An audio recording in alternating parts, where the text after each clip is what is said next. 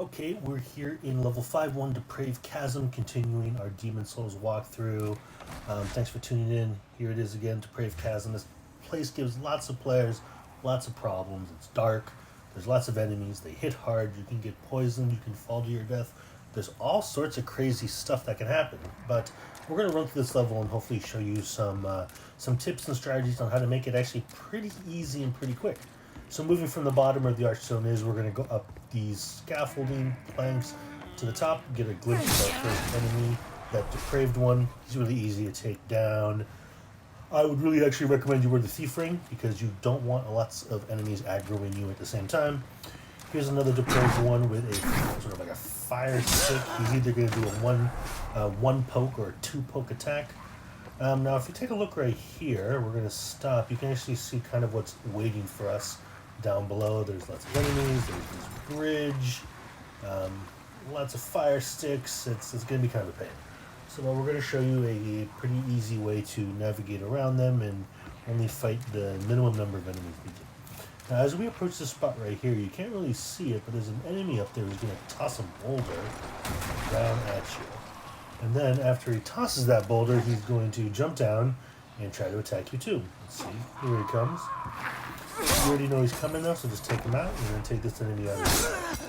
Now, if we wanted to, we could go down this way and go down this ladder, but there's actually a couple enemies down there, and I'm a big fan of avoiding combat when I can. So instead, we're going to actually hop down this spot right here to the side.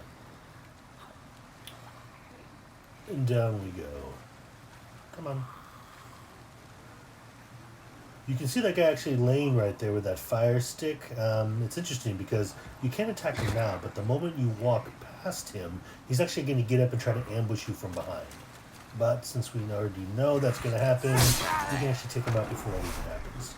Now, you'll see that big plank, and you'll see that all those enemies over there. We don't want to drop down there, so we're going to roll over, jump or roll over here, hop down and kick this plank over. Now, if you beat level 4 before this and still have some soul remains, I strongly suggest you use them because it's going to make this level really easy. One of my favorite things to do is that there's lots of enemies there. Just toss the soul remains, and all the enemies are going to aggro on. Now, most of the time I would just run past, but for the sake of this video, we're going to kill some of these enemies. Oh, we just saw actually something really important to keep out for. The Depraved Ones have this attack where they can hit you up to 4 times. And if you're low vitality or low level, they can actually kill you in one sort of combo. But since I have pretty high health, it's not such a big deal for me. But one of the ways to sort of help mitigate that risk, reduce the amount of damage you're going to take, is to have a good shield. I rarely use a shield, it's just the way I play. But most of those attacks, if you have a good shield and good endurance, can be blocked completely. So don't let yourself get caught off guard. Now, if you look across the bridge there, we have another Depraved One with a fire stick. And actually, right behind me, we have a Depraved One that's sort of embedded in the ground. It's another trap. Once you get halfway across that bridge, he's going to get up again and try to attack you.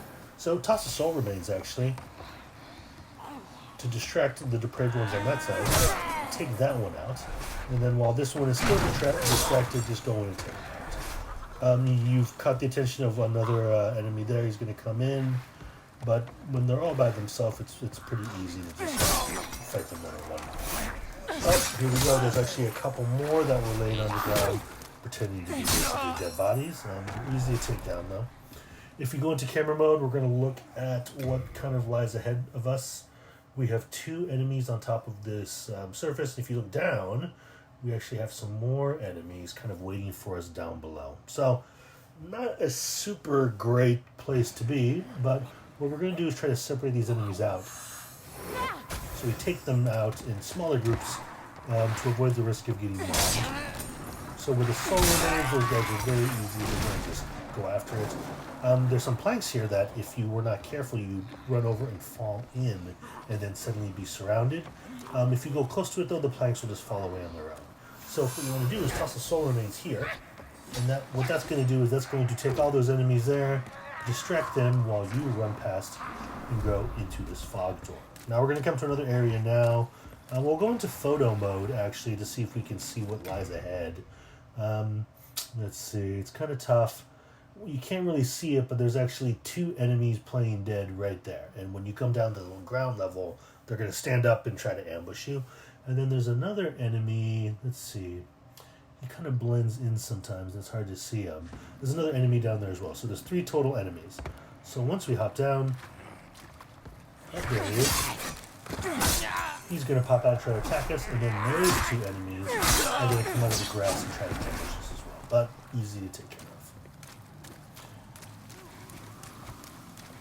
Continuing across this bridge, we have 2 ways to go, but the way to the right, actually, after the bridge is the way you want to go if you want to keep progressing through the level. We're going to go into photo mode one more time, hop around, and see that there's actually a guy waiting right around the corner to attack us.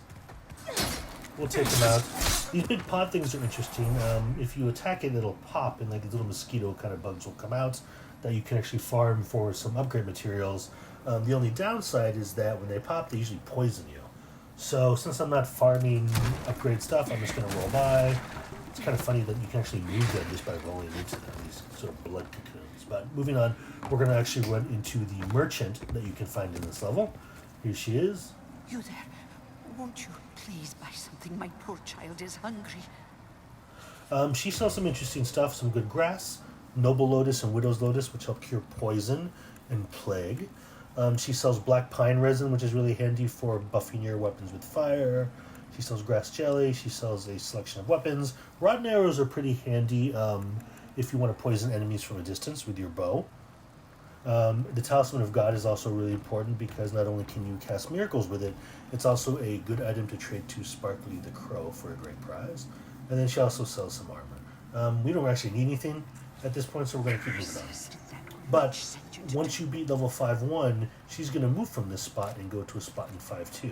So if you need stuff from her now, buy it, because getting to her in 5-2 is kind of a pain. Now we're going to move down and actually encounter an enemy that pretty much only appears here, and it's these rats. And the thing about these rats is they look small, but basically they can bite you and inflict plague. And plague is a much faster acting poison. If you're not prepared for it, it can kill you pretty quick. Thankfully, I have some Widow's Lotuses on hand just in case I do get plagued, but I'm going to toss a Soul Remains over here to lure all the rats that I can into one spot so they don't even get near me, and I'm going to try to kill them all. Nice and easy. Oh, wait a minute. There was one hidden right there. Good thing I have that Widow's Lotus. I just used it and cured plague, but you saw how fast plague went into effect. One of the other useful things kind of about these rats is that they're the only enemies in the game that drop an item called an Archstone Shard, which is an item you can use to travel back to the Nexus whenever you want, but you also don't lose any of your souls. So it's good for farming. It's good for when you get into situations where maybe you've banked a ton of souls and you don't want to die and lose them. Pop an Archstone Shard and you can go right back to the Nexus. Now looking forward across this little pathway, we're going to get a glimpse of a Giant Depraved. And so these enemies are a real pain. Super big, they hit hard. They're usually in spots that also have normal enemies in them, so it can be really kind of tough. What you don't see is actually there is an enemy around the corner right here. I can't see him, he's laying on the ground. There's an enemy over behind the Giant Depraved one, so the moment I go through that door and get close, those 2 guys on the ground are going to get up, the Giant Depraved is going to come after me, but I just toss the Soul Remains in there. They're going to aggro, and then I can basically just run past. I'm going to roll through this little blood cocoon, and then we have another situation where 2 more Depraved and a Giant Depraved one right behind. And these are the fire guys, and it's just, if the Giant Depraved one aggro's on you, it's just a really difficult place to sort of find one. What I'm going to do is toss the Soul Remains really deep into that room, so he goes after it. And then after that, I'm just going to run past. There's really no need to fight him. It's at a tight spot as well. So once I get down to this lower level, he'll basically lose aggro on me, and I'll end up right outside the boss door. Pretty handy. So the boss is a monster called the Leechmonger, and it's sort of like this big blob made out of leeches. You can shoot these balls of leeches at you. He can slam the ground with these really long arms made out of leeches. He can heal himself. But like most enemies in this level and in this world, he's super weak to fire. So if you have fire spells, fire items, fire arrows, lava bow, whatever, it's going to be really helpful. I don't have any of that stuff, but it's still going to be a pretty easy fight. My weapon is pretty well upgraded. It's the Crescent Falcon +5. Now you see all these scaffolding and paths. You can actually run all the way around and down, but I like kind of just to like drop right here. It's a little bit of a quicker shortcut to get down to the bottom, and you can see it right there at the bottom of this pit. Leech balls everywhere.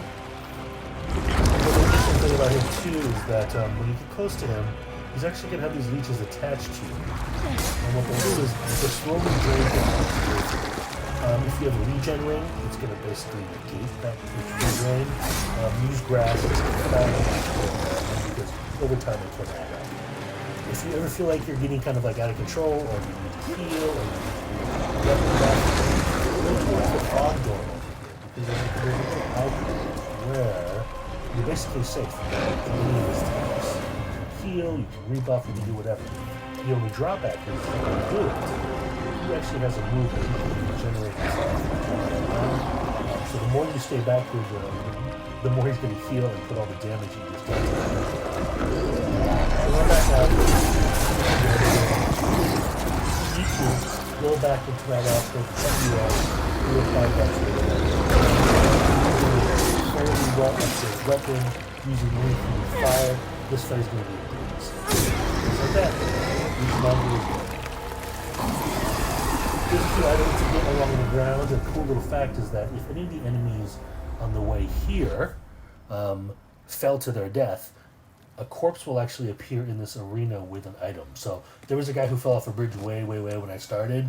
There's a corpse and there's an item. So technically if you had like 5 guys fall, you'd have 5 corpses and 5 items down here. Not super great items, just a sort of little Easter egg, but it's pretty nice to see that the developers are thinking of like cool ways to sort of connect this world with all parts of it, really. And that's basically it. Hope you enjoyed the video.